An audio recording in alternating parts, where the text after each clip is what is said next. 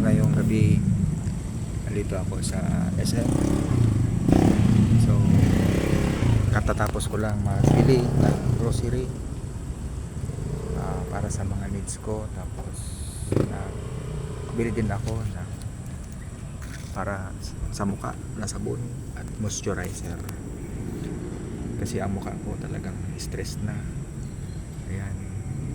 So gabi ko ng wrinkles, pimples na pangit na stress ang mukha. At nakaka-discourage na minsan ang buhay na ito. At ayan, sa SM tambay-tambay muna.